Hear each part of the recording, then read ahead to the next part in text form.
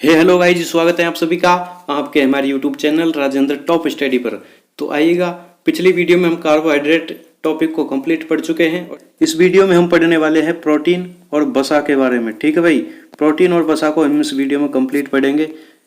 तो यदि आप हमारे चैनल पर नए हैं तो चैनल को सब्सक्राइब कर दीजिए, बेल आइकन प्रेस कर दीजिए और अपने Facebook, WhatsApp, Instagram, Telegram channel पर इसे ज़्यादा से ज़्यादा शेयर कर दीजिए ताकि वीडियो सभी तक पहुँचे। ठीक है। प्रोटीन शब्द बर्जिलियस ने दिया। किसने दिया भाई? बर्जिलियस ने। प्रोटीन शब्द किसने दिया? एग्जाम में पूछा जाएगा, प्रोटीन शब्द किसने दिया? बर्जिलियस ने। ठीक है।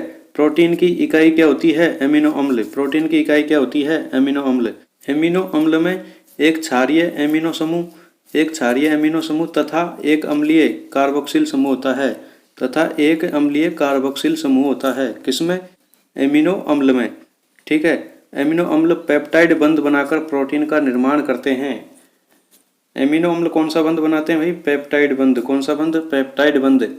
और पेप्टाइड बंध बना करके प्रोटीन का निर्माण करते हैं कौन? एमिनो अम्ल। कौन भाई? एमिनो अम्ल। एमिनो अम्ल में क्या होता है? एक क्षारीय एमिनो समूह होता है और एक अम्लीय कार्बोक्सिल समूह होता है। ठीक है। प्रोटीन कार्बन, हाइड्रोजन, नाइट्रोजन और ऑक्सीजन से मिलकर बनी होती है। प्रोटीन किस किस से मिलकर बनी होती है भाई? कार्बन, हाइड्रोजन, नाइट्रोजन और ऑक्सीजन से मिलकर बनी होती है। ठीक है भाई। लेकिन कुछ मात्रा में क्या पाई जाती है? सल्फर और फास्फोरस भी। ठीक है। प्रोटीन की इकाई क्या है? एमिनो अम्ल। एमिनो अम्ल में एक क्षारीय एमिनो समूह होता है। कौन सा? क्षारीय एमिनो समूह होता है और एक अम्लीय कार्बोक्सिल समूह होता है। ठीक है। एमिनो अम्ल पेप्टाइड बंध बनाकर प्रोटीन का निर्माण करते हैं। कौन सा बंध बनाकर? पेप्टाइड बंध बनाकर। ठीक है। प्रोटीन किस किस से मिलकर बनी होती है? कार्बन, हाइड्रोजन, नाइट्रोजन और ऑक्सीजन से मिलकर बनी होती है, लेकिन कुछ मात्रा में सल्फर व फास्फोरस से भी मिलकर बनी होती है। ठीक है। प्रोटीन से कितनी ऊर्जा प्राप्त होती है भाई? 4.2 किलो कैलोरी। प्रोटीन से ऊर्जा प्राप्त होती है 4.2 किलो कैलोरी। ठीक है। प्रोटीन के स्रोत क्या क्या है? यानी कि प्रोटीन किस किस से प्राप्त होती है? मूंगफली से, दाल से और सोयाबीन से। सर्वाधिक प्रोटीन किससे प्राप्त होती है? सोयाबीन से। किससे प्राप्त होती है भाई? सोयाबीन से। ठीक है। सर्वाधिक प्रोटीन देने वाला शैवाल कौन सा है? स्पाइरुलिना शैवाल है जो 71% प्रोटीन देता है। और एक है क्लोरेला शैवाल जो कितनी देता है? 60%। ठीक है। चले आगे। प्रोटीन के कार्य क्या क्या है? प्रोटीन आनुवंशिक लक्षणों के विकास का नियंत्रण करते हैं। किसका? आनुवंशिक लक्षणों के विकास का क्या करते हैं? नियंत्रण करते हैं। प्रोटीन जल में अघुलनशील होता है लेकिन अम्लीय व क्षारीय। प्रोटीन जल में तो क्या होता है भाई?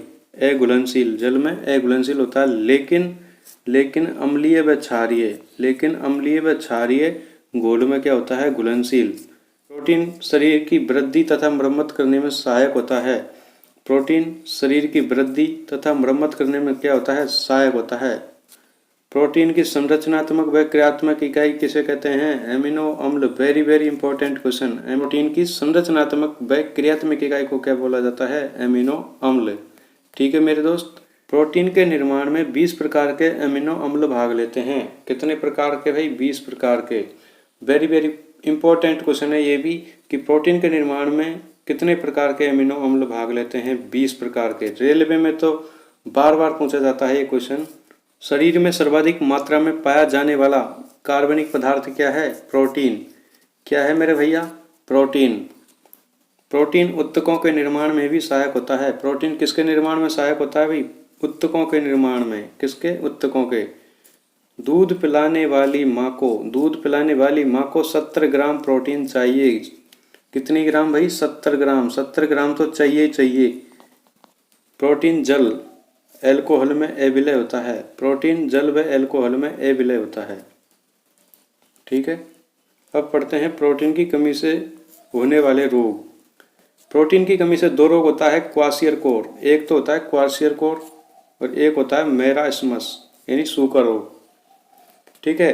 क्वाशियरकोर में क्या होता है? हाथ पांव पतले होते हैं। हाथ पांव पतले तथा पेट बाहर निकल आता है। किसमें? क्वाशियरकोर में। हाथ पांव पतले तथा पेट बाहर निकल आता है क्वाशियरकोर रोग में। ठीक है। दूसरा है मेरास्मस या फिर सूखा रोग भी बोला जाता है इसको। ठीक है, मेरास्मस क्या होता है, मांसपेशियां ढीली हो जाती है किसमें, मेरास्मस रोग में। मेरास्मस रोग में मांसपेशियां ढीली हो जाती है। और क्वाशिरकोर में क्या होता है भाई, हाथ पांव पतले तथा पेट बाहर निकल आता है किसमें, क्वाशिरकोर रोग में। ठीक है, अब करते हैं प्रोटीन का वर्गीकरण। प्रोटीन तीन प्रकार के होते हैं। प्रोटीन तीन प्रकार के होते हैं, सरल प्रोटीन, संयुग्मित प्रोटीन और व्युत्पत्तित प्रोटीन। ठीक है, अब पढ़ते हैं सरल प्रोटीन में पहला पढ़ते हैं तंतुनुमा प्रोटीन यानी फाइबर। तंतुनुमा प्रोटीन किस किस में होती है भाई, कोलेजन में, कोलेजन यानी अस्थियों में। कोलेजन प्रोटीन किस किस में होती है, अस्थियों में। टेंडन में, टेंडन किसको बोला जाता है, कंडरा, कंडरा को ही टेंडन बोला जाता है। कंडरा में कौन सी प्रोटीन पाई जाती है, कोलेजन प्रोटीन। एग्जाम में बार बार पूछा जाता है कि अस्थियों में कौन सी प्रोटीन पाई जाती है, collagen protein. Elastin, elastin protein किस में पाई जाती है, लिगामेंट, लिगामेंट को बोला जाता है स्नायु, स्नायु में। ठीक है, लिगामेंट या स्नायु में। ठीक है, क्रेटिन, क्रेटिन इंपॉर्टेंट क्वेश्चन है। क्रेटिन प्रोटीन किस में पाई जाती है, बाल में, किसमें, बाल में, नाखून में, किसमें, नाखून में, व सींग, ऊन और रेशम में। ठीक है, बाल, नाखून, सींग व ऊन में पाई जाती है कौन सी, क्रेटिन प्रोटीन।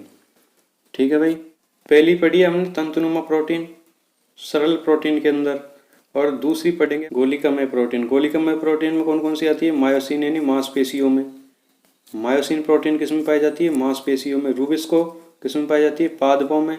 और पृथ्वी पर सर्वाधिक मात्रा में कौन सी, रूबिस्को।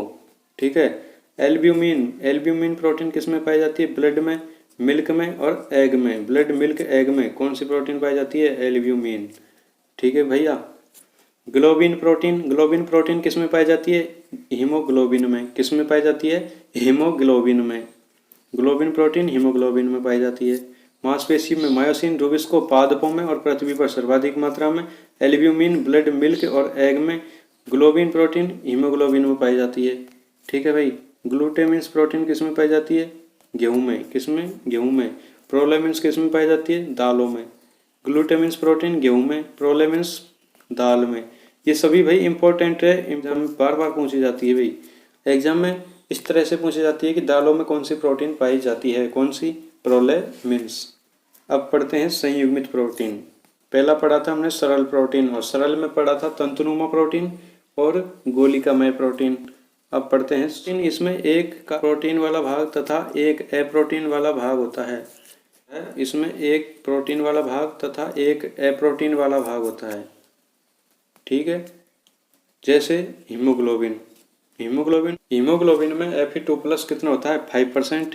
हीमोग्लोबिन में हीमो ए प्रोटीन वाला भाग होता है, और ग्लोबिन क्या होता है, प्रोटीन वाला भाग होता है जो 95% होता है। ठीक है भाई, और कौन सा है संयुग्मित प्रोटीन का उदाहरण है, फाइब्रिनोजन। कौन सा है, फाइब्रिनोजन और पेप्सिन। एग्जाम में पूछा जाएगा कि पेप्सिन क्या है, पेप्सिन क्या है। ऑप्शन में दे दिया जाएगा प्रोटीन, वसा, विटामिन। तो आपको क्या टिक लगाना है, पेप्सिन क्या है, पेप्सिन एक प्रोटीन है। पेप्सिन क्या है भाई, पेप्सिन क्या है भाई, प्रोटीन है। ठीक है, कैसिनोजन क्या है, कैसिनोजन भी एक क्या है, प्रोटीन है भाई। कैसिनोजन क्या है, एक प्रोटीन है। अब पढ़ते हैं थर्ड, व्युत्पत्तित। सरल, संयुग्मित और व्युत्पत्तित, तीन टाइप की प्रोटीन होती है। तो अब पढ़ते हैं व्युत्पत्तित। व्युत्पत्तित प्रोटीन के उदाहरण क्या है, पॉलीपेप्टाइड। क्या है, पॉलीपेप्टाइड। और क्या है, पेप्टोन। पॉलीपेप्टाइड और पेप्टोन। और क्या है, प्रोटीओजेज। और कौन सी प्रोटीन है, प्रोटीओजेज। ठीक है भाई, तो इस प्रकार प्रोटीन कंप्लीट पढ़ लिया। वसा टॉपिक पढ़ते हैं। वसा कार्बन, हाइड्रोजन, ऑक्सीजन से मिलकर बनी होती है। किससे, कार्बन, हाइड्रोजन और ऑक्सीजन से मिलकर बनी होती है। ठीक है, वसा किस किस से, कार्बन, हाइड्रोजन और ऑक्सीजन से मिलकर बनी होती है। ठीक है भाई, वसा का संश्लेषण माइटोकॉन्ड्रिया में होता है। वसा का संश्लेषण माइटोकॉन्ड्रिया में होता है। ठीक है भाई, वसा को ऊर्जा का द्वितीयक स्रोत कहते हैं। ऊर्जा का द्वितीयक स्रोत किसे कहते हैं, वसा को। क्यों कहते हैं, क्योंकि इससे 9.3 किलो कैलोरी प्रति ग्राम ऊर्जा प्राप्त होती है। किससे, वसा से, इसलिए इसे ऊर्जा का द्वितीयक स्रोत कहते हैं।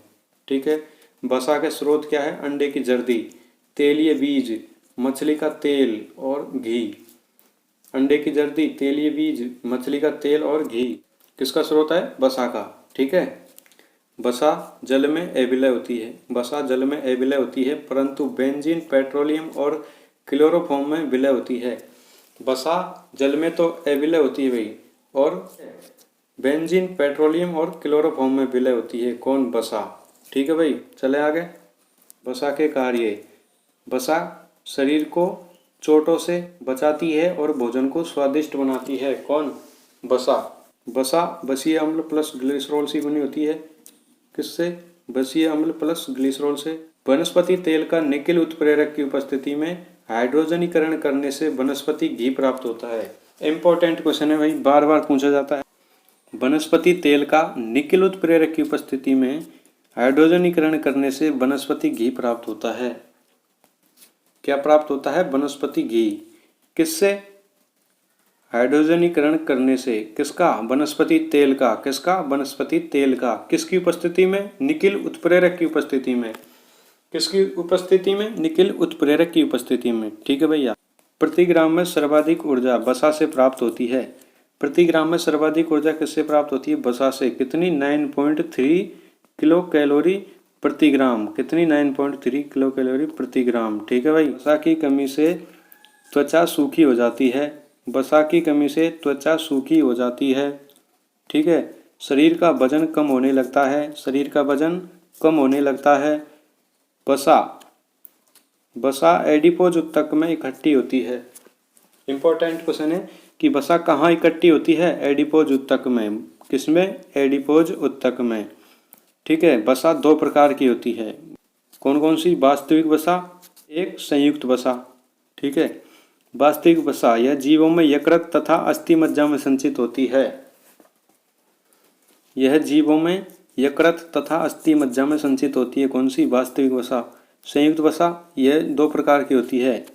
संयुक्त वसा दो प्रकार की होती है। कौन कौन सी? फास्फोलिपिड, ये सल्फर में, फास्फोलिपिड सल्फर में पाई जाती है। ठीक है, यह अंडे की जर्दी, पित्त, यकृत तथा पेशियों में संचित होती है। किसमें? पेशियों में। अंडे की जर्दी, पित्त, यकृत तथा पेशियों में संचित होती है। कौन सी? फास्फोलिपिड। कौन सी? फास्फोलिपिड वसा। ठीक है, एक होती है ग्लाइकोलिपिड वसा। ग्लाइकोलिपिड तंत्रिका तंत्र के ऊतक में होती है। ग्लाइकोलिपिड वसा किसमें होती है? तंत्रिका तंत्र के ऊतक में। ठीक है, प्रोटीन और वसा को हमने कंप्लीट पढ़ लिया है। अब हम इसके लगाते हैं वन लाइनर क्वेश्चन। ठीक है, कौन शरीर की वृद्धि या मरम्मत करने में सहायक होता है? कौन होता है? प्रोटीन। कौन सहायक होता है शरीर की वृद्धि तथा मरम्मत करने में? सहायक कौन होता है? प्रोटीन। प्रोटीन की संरचनात्मक व क्रियात्मक इकाई किसे कहते हैं? एमिनो अम्लों को। किसको? एमिनो अम्ल को। ठीक है, ठीक है भाई। प्रोटीन के निर्माण में कितने एमिनो अम्ल भाग लेते हैं? 20 प्रकार के। कितने प्रकार के? 20 प्रकार के। शरीर में सर्वाधिक मात्रा में पाया जाने वाला कार्बनिक पदार्थ क्या है? प्रोटीन। क्या है? प्रोटीन। दूध पिलाने वाली माँ को कितनी प्रोटीन की आवश्यकता होती है? 70 ग्राम। कितनी? 70 ग्राम। प्रोटीन से संबंधित रोग कौन कौन से होते हैं? क्वासियरकोर होता है और एक मेरास्मस होता है। कौन सा? मेरास्मस होता है। कोलेजन प्रोटीन किस में पाई जाती है? कोलेजन प्रोटीन पाई जाती है अस्थियों में। किसमें? अस्थियों में। बाल, नाखून व सींग में कौन सी प्रोटीन पाई जाती है? कौन सी प्रोटीन? केराटिन। इंपॉर्टेंट क्वेश्चन है भाई कि बाल, नाखून व सींग में कौन सी प्रोटीन पाई जाती है? केराटिन। ठीक है, मांसपेशियों में कौन सी प्रोटीन पाई जाती है? मांसपेशियों में मायोसिन प्रोटीन पाई जाती है। कौन सी? मायोसिन। पादपों में पृथ्वी पर सर्वाधिक मात्रा में कौन सी प्रोटीन पाई जाती है? रूबिस्को। पृथ्वी पर सर्वाधिक रूबिस्को और पादपों में सर्वाधिक रूबिस्को। ठीक है, ब्लड, मिल्क और एग। ब्लड, मिल्क और एग में कौन सी प्रोटीन पाई जाती है? एल्ब्यूमिन। कौन सी? एल्ब्यूमिन। गेहूं में कौन सी प्रोटीन पाई जाती है भाई? ग्लूटेमिन्स। कौन सी प्रोटीन? ग्लूटेमिन्स। ये सभी इंपॉर्टेंट क्वेश्चन भाई, सबको याद रखना है आपको। दालों में कौन सी प्रोटीन पाई जाती है? प्रोलेमिन्स। कौन सी प्रोटीन? प्रोलेमिन्स। वसा किस किस से मिलकर बनी होती है? कार्बन, हाइड्रोजन और ऑक्सीजन से। ठीक है, वसा से कितनी ऊर्जा प्राप्त होती है? 9.3 किलो कैलोरी प्रति ग्राम। ठीक है, प्रति ग्राम में सर्वाधिक ऊर्जा किससे प्राप्त होती है? प्रति ग्राम में सर्वाधिक ऊर्जा वसा से प्राप्त होती है। वसा किसके रूप में इकट्ठी होती है? एडिपोज उत्तक के रूप में। वसा किसके रूप में इकट्ठी होती है? एडिपोज उत्तक के रूप में। ठीक है भाई, तो इस प्रकार से हमने कंप्लीट पढ़ लिया है प्रोटीन, वसा और कार्बोहाइड्रेट को। नेक्स्ट वीडियो में हम नया टॉपिक शुरू करेंगे। उससे पहले यदि आप हमारे चैनल पर नए हैं तो चैनल को सब्सक्राइब कर ले, बेल आइकन प्रेस कर ले और अपने फेसबुक, व्हाट्सएप और इंस्टाग्राम चैनल पर इसे ज़्यादा से ज़्यादा शेयर कर दे ताकि वीडियो सभी तक पहुँचे। जय हिंद, जय भारत।